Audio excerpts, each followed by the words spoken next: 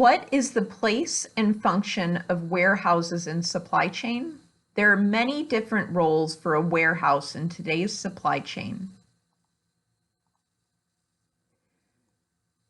As can be seen in this picture, warehouses can be operated by raw material suppliers, components and finished goods manufacturers, wholesalers, retailers, and companies involved in the reverse logistics.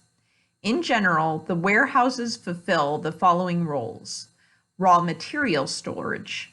These warehouses store raw materials and components either close to the point of extraction or close to the manufacturing point. Raw materials must be held in order to ensure continuous production. Postponement, customization, or subassembly at facilities. These warehouses are used to store products temporarily at different stages in production. Finished goods storage. This warehouse stores products that are ready for sale on behalf of manufacturers, wholesalers, and retailers. They provide a buffer or safety stock for companies, enabling them to build up stock in preparation for new product launches, expected increases in demand, and to deal with seasonality. Consolidation centers, transit warehouses. Consolidation centers receives products from different sources and mixes them for onward delivery to the customer or onto a production line.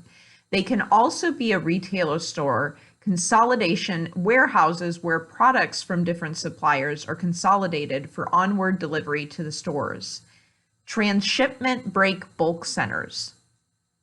These centers receive products in large quantities from suppliers and break them down into manageable quantities for onward delivery to various locations.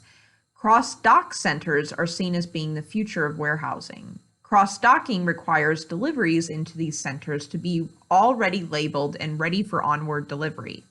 Here, the items are identified and consolidated with other deliveries ready for dispatch. Items should remain in the warehouse for as short time as possible. Same-day receipt and dispatch is the target. Sortation centers are used in the main buy letter, parcel, and pallet distribution companies. Fulfillment centers. The growth of e-retailing has seen an increase in the number of customer fulfillment centers. These warehouses have been designed and equipped specifically to manage large volumes of small orders. The growth of e-retailing and specific environmental legislation has pushed companies to focus time and energy on the reverse logistics. As a result, a number of warehouses have been set up specifically to deal with returned items. Warehouse ownership takes three forms in general: private, public, and contract. Private warehouses are owned by the company. The benefits of ownership are straightforward. First is control. Private warehouses can be built or, to a lesser extent, remodeled to suit the company's type and size of inventory, its staff operations, and location preferences. Deciding whether to build or remodel can involve some serious calculation and guesswork. Building provides the greatest flexibility to suit the current product mix and operations. Before deciding to build, the company may want to forecast and decide how long the current size and configuration will work before the facility needs a renovation. A company can avoid paying a markup by owning its warehouse. A company may be able to reinforce its presence in a local market by placing a warehouse near its customers. Proximity can facilitate faster and more personal customer service. The downside of private ownership is a loss of budgetary flexibility. A warehouse is a depreciating asset. The fixed cost of ownership persists even if the business turns down and the warehouse isn't used to capacity. Public warehouses or independent businesses offer various services for a fee. Independently owned warehouses are available in a variety of configurations: refrigerated, bonded, general merchandise, household goods, just as an example. And they may offer benefits that more than compensate for the loss of control and market presence provided by ownership. By hiring warehouse services, a company gains the flexibility to increase or decrease its warehousing. These costs match market fluctuations. Despite the markup charged by the owner, a public facility may offer lower overall costs than a private facility by providing economies of scale and lower labor costs. The public warehouse may serve more than one client, thereby making more efficient use of its capacity than is possible in a privately owned single-use facility.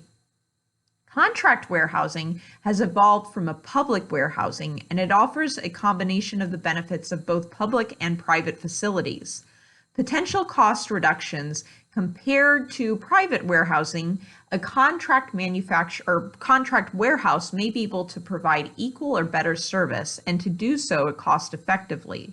When comparing costs, the logistics manager can measure the relative merits on each performance indicator, such as fill rates, units shipped per hour, and a rate of on-time delivery. The contract warehouse may gain a pricing edge on the private warehouse in a couple of ways. First, because the contractor is a specialist, its warehouses may be run more efficiently than other warehouses owned by managed by the manufacturer. This may result from the contractor's ability to hold down wages and benefits and to provide economies of scale in transportation. The profit motive prompts a contractor to keep operating costs down to win business. In return for the stability of a longer-term relationship, the contract warehouse can tailor its services to the needs of a particular client more than a public facility can afford to do. While a contract locks in the company for a longer period of time than a hiring arrangement, it provides more flexibility than private warehousing can offer. Using a short-term contract arrangement, a company can also gain the flexibility of testing new markets without investing capital in new facilities.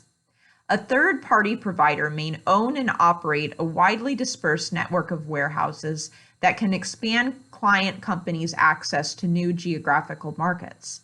Mixing and matching the three ownership types works well for many companies. For instance, a company may use private facilities to handle its year-round business and hire a contract for extra warehouse space during seasonal peaks.